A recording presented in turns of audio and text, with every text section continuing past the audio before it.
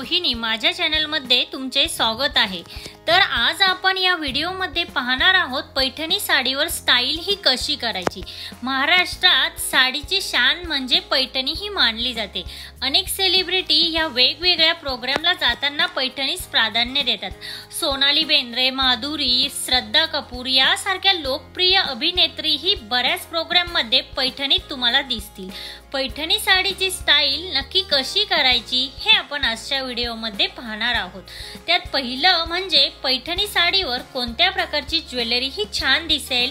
तर पैठणी साडीवर कोल्हापुरी साज किंवा सोन्याचे दागिने हे उठून दिसतात। याशिवाय तुम्ही मोत्याचे दागिन्यांचा वापर जरी पैठणी साडीवर केला तरीही त्यात तुम्ही आकर्षक दिसाल। तुम्हाला पैठणी साडीवर खूप सारे दागिने हे घालायचे नसतील तर तुम्ही फक्त एक चोकर किंवा सोन्याची चेनचा वापर करू शकता। मोत्याचे दागिने वेअर करा, ही स्टाईल खूप छान दिसते। तसेच पैठणी साडी ही मुळातच दिसायला भर जरी असल्यामुळे त्यावर तुम्ही खूप जास्त दागिने अजिबात घालू नका। नाजूकसे कानातलेही त्यावर उठून दिसतात। त्याशिवाय पैठणीवर मोत्याची नथ घालायला अजिबात विसरू नका, कारण नथीने एक वेगळाच लुक आणि वेगळंच सौंदर्य दिसतं।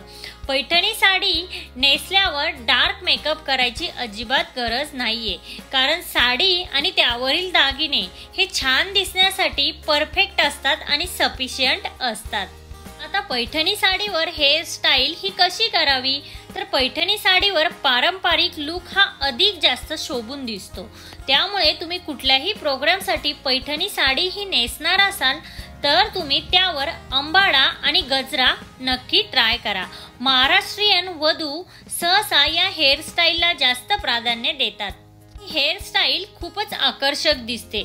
जर तुमचा चेहरा हा थोडासा जाड असेल आणि गोलाकार असेल तर तुम्ही मेसी बनचा वापर करा, जेणेकरून तुमच्या चेहऱ्यापेक्षा तुमच्या हेअरस्टाईलकडे लोकांचे लक्ष जास्त जाईल। पैठणी साडीवर ब्लाउजची डिझाईन ही कशी करावी किंवा ब्लाउजची फॅशन ही कशी करावी, तर तुम्ही तुमच्या आवडीचे ब्लाउज डिझाईन हे नेहमीच बनवून घेत असता। पैठणी साडीच्या ब्लाउजची डिझाईन ही तुम्ही पारंपरिक आणि ट्रॅडिशनल ठेवण्याचा प्रयत्न करा।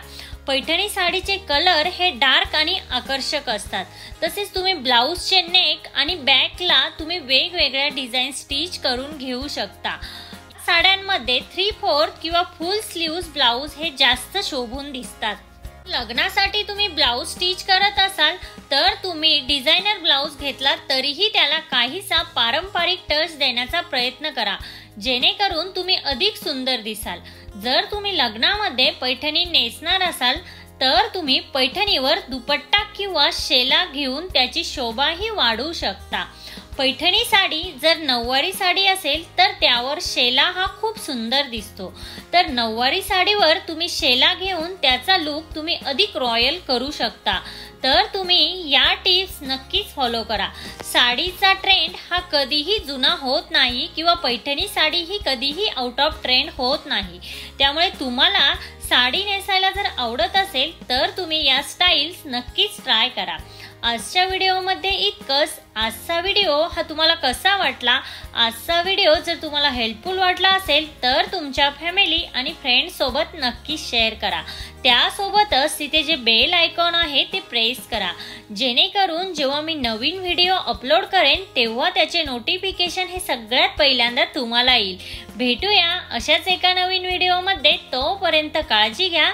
Thank you everyone.